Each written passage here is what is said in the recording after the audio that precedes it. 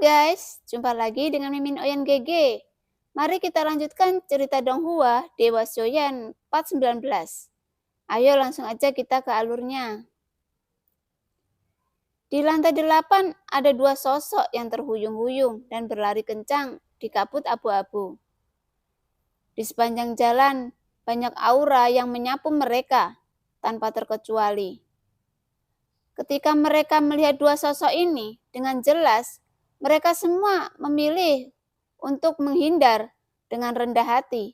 Hampir sebagian besar pembangkit tenaga abadi mengetahui armor dewa palsu yang unik ini. Jadi dapat dilihat sekilas bahwa kedua sosok ini berasal dari Taisu. Jadi tidak ada yang berani memiliki pikiran jahat terhadap mereka. Setelah berlari sebentar, Xiaoyan melihat ke bawah. Ada banyak napas di sini, dan sosoknya sedikit terpana. Ada apa? Pria Taisu itu juga berhenti, menatap Xiaoyan dengan bingung. Xiaoyan merenung sedikit, tidak mengatakan apa yang sebenarnya dia pikirkan, tetapi menjawab dengan suara rendah. Bukan apa-apa, jawab Xiaoyan. Aku hanya ingin membunuh dua orang untuk mengisi kembali kekuatan keabadianku. Oh iya, itu maksudmu.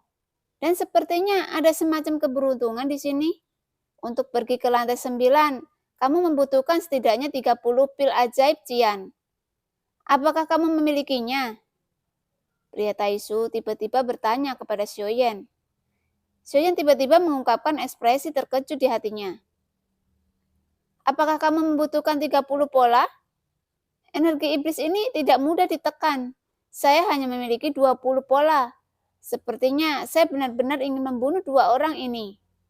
Xiaoyan segera mengangguk. Sebenarnya dia tidak memiliki 20 pola, tetapi memiliki 80 pola yang telah dipadatkan setelah melahap semua buah maruo selama kultivasi. Ditambah dua yang disediakan oleh permaisuri. Seperti Genesis Ki, energi iblis yang agung juga mengalir ke tubuh Xiaoyan saat ini. Sebelum Anda menyadarinya, jumlah pola telah meningkat dari 50 menjadi 80, dan itu tidak jauh dari 100 baris. Ayo pergi, mari kita lihat dulu. Jangan terburu-buru melakukannya. Saya mendengar bahwa itu adalah makhluk abadi yang sangat kuat. Dikatakan bahwa dia hampir melangkah ke abadian dewa. Meskipun kita tidak dapat mengolah warisan orang yang begitu kuat, jika itu adalah senjata atau sesuatu, itu juga bisa menjadi salah satu sarana. Tetapi pria Taisu malah memberitahu Xiaoyan. Xiaoyan sedikit mengangguk, karena apa yang sebenarnya dia inginkan bukanlah semacam energi iblis. Dengan 80 pil ajaib Cian, bahkan jika dia naik ke level yang lebih tinggi, itu sudah cukup. Yang lebih membuatnya penasaran adalah mengapa begitu banyak orang datang ke sini. Setiap lantai sebenarnya memiliki titik warisan utama. Jelas tempat ini adalah titik warisan lantai 8. Dengan peningkatan pemberian, warisan akan menjadi lebih kuat dan lebih kuat. Seperti keterampilan bertarung yang diperoleh Xiaoyan. Jika pil ajaib Cian 80 pola menggunakan gajah cahaya ajaib Tianhe, itu harus dapat menampilkan status yang terkuat. Tapi sekarang dia telah memilih untuk menjadi agen yang menyamar. Semua keterampilan bertarung ini tidak dapat digunakan lagi, dan bahkan mencoba untuk menghindari tembakan sedikit mungkin. Dua sosok itu, Xiaoyan dan pria Taisu, perlahan turun. Penampilan keduanya segera menarik banyak perhatian dari sekitarnya. Ketika mereka melihat baju besi dewa palsu yang aneh dan kuat pada mereka, mereka semua mengecilkan mata mereka. Tetapi sebagian besar tidak memiliki banyak rasa takut. Taisu memang kuat, tapi bisa dikalahkan. Dan Taisu juga telah banyak dilenyapkan di dunia nyata Xuan Yin. Jadi beberapa orang yang sangat kuat, seperti mereka yang berada di atas langkah kelima. Meskipun mereka agak takut pada Taisu, mereka pasti tidak takut melarikan diri ketika mereka bertemu. Di depan mereka, Ada area berwarna darah, melihat di tanah, dan tanah retak. Ada benjolan merah terlihat lembut, seperti daging dan darah. Dan mereka dapat dengan jelas merasakan perasaan yang sama, sekali berbeda dari sekitarnya. Pada saat ini, di bagian paling tengah, ada 3 bola cahaya berwarna darah yang ditangguhkan. Dan mata semua orang terfokus pada bola cahaya berwarna darah itu. Tetapi pada saat ini, tidak ada yang memasukinya, seolah-olah mereka takut akan sesuatu di dalamnya. Tetapi Xiaoyan merasa ada kekuatan penahan yang sangat kuat di tengah ini pada saat dia mendekat. Saya khawatir inilah alasan mengapa semua orang tidak melakukannya untuk memasukinya.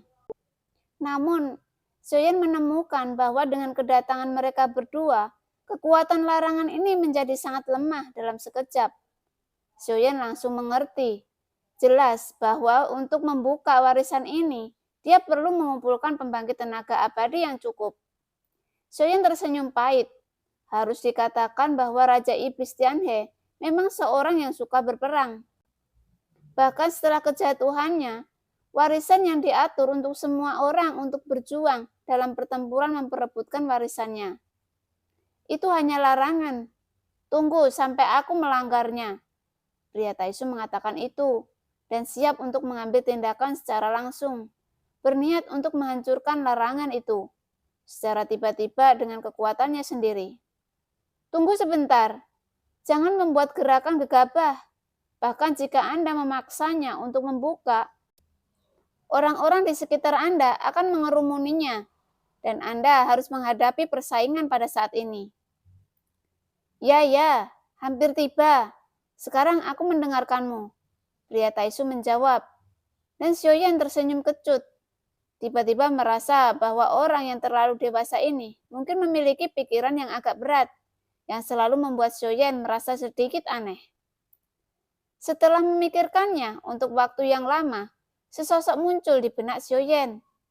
Nada bicara ini dan reaksi terhadap penilaian masalah ini sangat mirip. Dan Xiaoyan menggelengkan kepalanya dengan senyum asam. Tiba-tiba hatinya sedikit tergelitik. Dia rindu rumah. Tepatnya, saya memikirkan teman-teman yang cekikikan, yang bukan saudara, tetapi lebih seperti saudara. Xiaoyan pernah bertanya pada dirinya sendiri, bisakah semuanya di masa lalu kembali? Gumam Xiaoyan di dalam hatinya. Pada saat ini, Xiaoyan terperangkap dalam ingatan dan sedikit terpana. Tidak lama kemudian, mereka mendengar suara siulan dari sekitarnya lagi. Dan beberapa sosok datang. Dan setelah mereka memasuki area ini, mereka dapat dengan jelas merasakan bahwa pembatasan itu melemah lagi, yang tiba-tiba membuat lingkungan sedikit gelisah. Pembatasan saat ini sudah sangat lemah, seperti lapisan kertas jendela. Selama seseorang mau mengulurkan jari, mereka dapat menebusnya. Setelah beberapa saat, seseorang akhirnya tidak bisa menahannya. Dia memimpin menyapu dan menebas dengan pisau besar. Meskipun garis merah menjulang saat ini, mereka masih bertabrakan dengan pisau panjangnya. Dengan ledakan keras, kekuatan yang menahannya juga tidak meletus, dan dampak kuatnya segera tersapu. Segera setelah orang ini menembak, ada orang kedua. Orang ketiga menembak satu demi satu. Tetapi mereka tidak menggunakan kekuatan penuh mereka. Meskipun mereka menembak, mereka memilih untuk mendayung lebih banyak dan berpartisipasi. Hanya dengan cara ini, itu dianggap adil. Serangan 7 atau 8 orang jatuh pada larangan itu, dan suara gemuruh terdengar tanpa henti.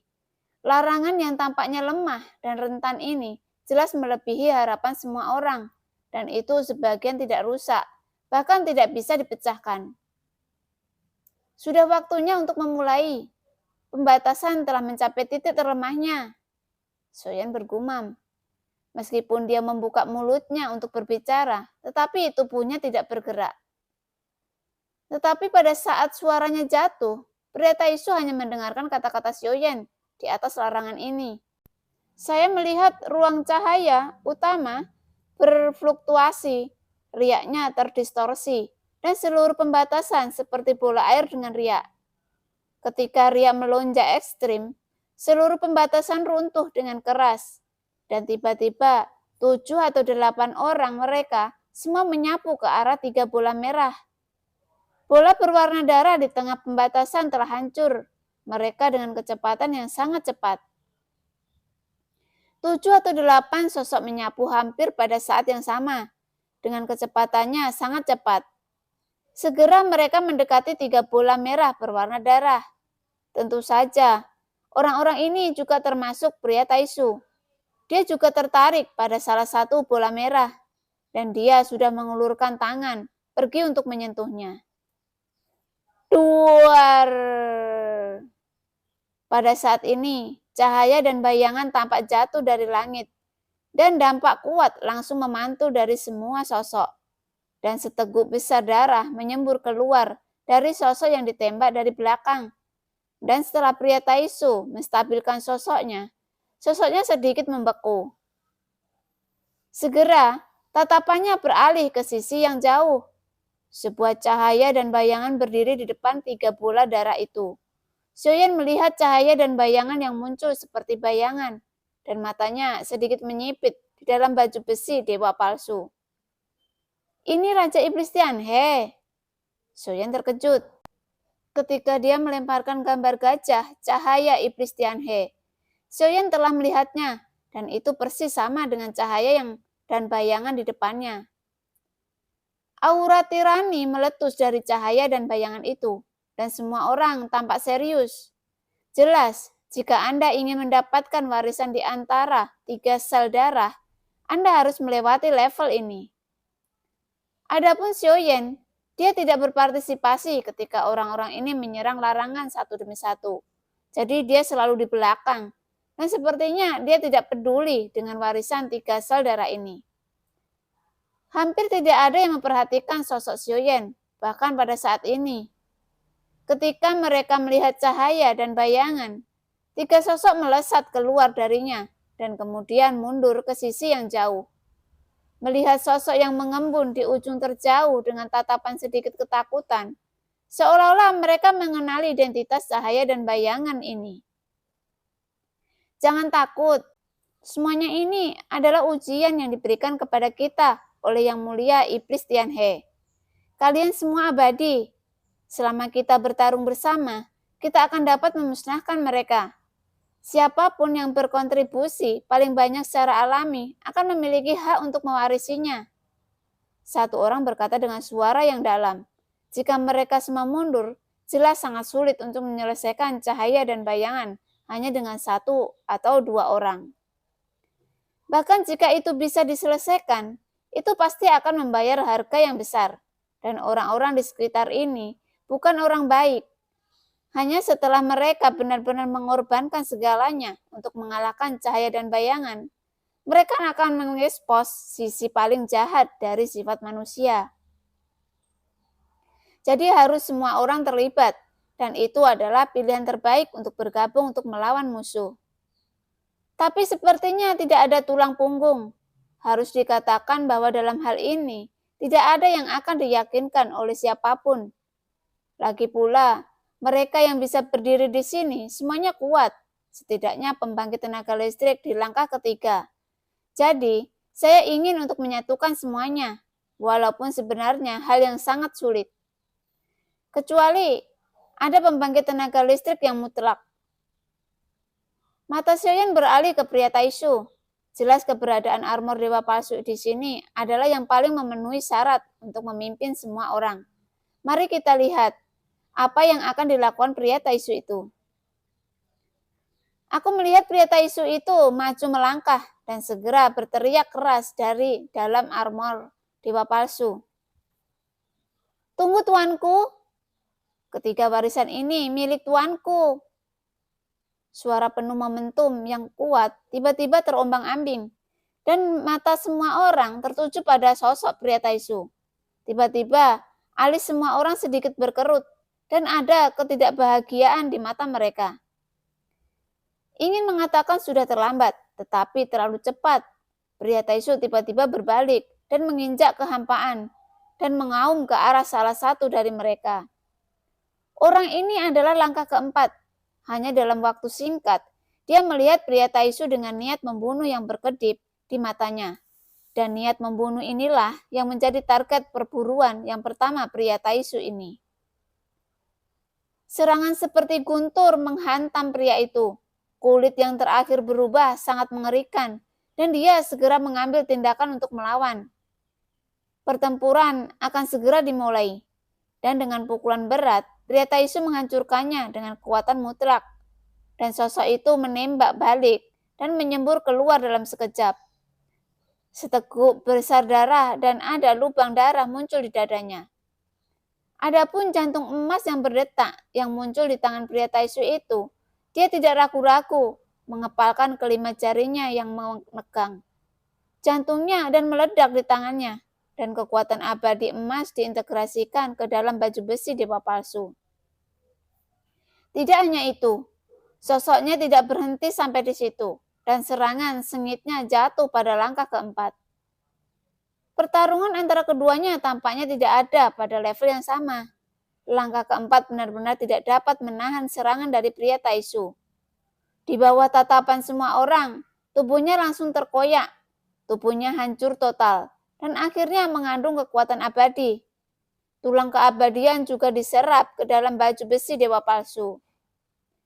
Melihat Xiaoyan yang tidak bergerak, pria Taisu melemparkan dua orang langsung ke Xiaoyan. Dan Xiaoyan sedikit terkejut, tapi dia masih menangkapnya, dan kekuatan abadinya juga tersedot ke dalam baju besi. Jelas, beberapa dari mereka mengenali baju besi dewa palsu, dan mata mereka menunjukkan warna ketakutan. Dan hanya pria Taisu yang menyelesaikan langkah keempat dengan metode gemuruh. Pembunuhan ayam dan monyet ini cukup mengejutkan. Yang paling penting adalah mereka melihat Xiaoyan, dua pembangkit tenaga Taisu. Beberapa dari mereka mengenal Taisu, jadi mereka bahkan tidak boleh memprovokasi mereka. Jika mereka secara paksa merebut warisan ini, kemungkinan besar mereka akan berakhir dengan kehidupan kecil mereka di sini, dan keuntungan akan lebih besar daripada kerugiannya. Adapun Xiaoyan, dia menunjukkan senyum pahit di baju besi. Pria Taisu memang mendominasi, tapi Xiaoyan penasaran, apakah dia benar-benar yakin bahwa dia bisa memecahkan cahaya dan bayangan Raja Iblis Tianhe dengan satu orang. Meskipun itu bukan tubuh asli, itu hanya hantu, tetapi Xiaoyan tidak bisa merasakan fluktuasi aura di tubuhnya. Tetapi semakin banyak hal ini terjadi, semakin tidak nyaman perasaan Xiaoyan. Karena Anda tidak dapat merasakan kekuatan nafas pihak lain, ini seringkali sangat berbahaya. Saya melihat bahwa setelah pria Taisu mengambil langkah keempat, baju besi di lengannya seperti cairan lagi dan dengan cepat mengembun di tangannya. Detik berikutnya, sebuah tombak muncul di tangannya. Dan ketika Xiaoyan melihat tombak di tangannya, ekspresinya sedikit membeku. Dewa palsu dan tombak iblis surgawi. Pada saat ini, tombak di tangan pria Taisu itu persis sama dengan tombak di baju besi Dewa Palsu 841 yang diperoleh Xiaoyan. Xiaoyan tersenyum pahit. Jika demikian, maka dia tidak akan dapat menggunakan Dewa Palsu dan tombak iblis surgawi yang sama persis ini. Setelah digunakan, itu akan langsung diekspos dan tidak mahir. Itu dapat dikenali dan dapat dilihat sekilas. Saya melihat bahwa pria Taisu tidak segera menyerang cahaya dan bayangan, tetapi melihat ke arah Xiaoyan. Dia perlahan datang ke Xiaoyan dan kemudian berkata dengan suara rendah, "Sumber cahaya ini sangat kuat. Kita berdua akan bergabung untuk menghadapinya.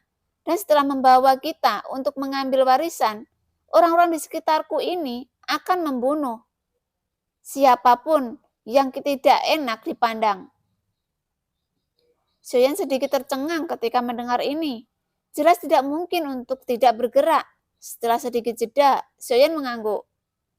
Cahaya dan bayangan ini adalah ilusi dari Raja Iblis Tianhe. Kita harus berhati-hati ketika kita bergabung. Dan tombak saya rusak dalam pertempuran sebelumnya. Saya khawatir, kata Xiaoyan perlahan. Namun saat dia selesai berbicara, pria Taisu mengangkat tangannya dan menyerahkan dewa palsu dan tombak iblis surgawi kepada Xiaoyan.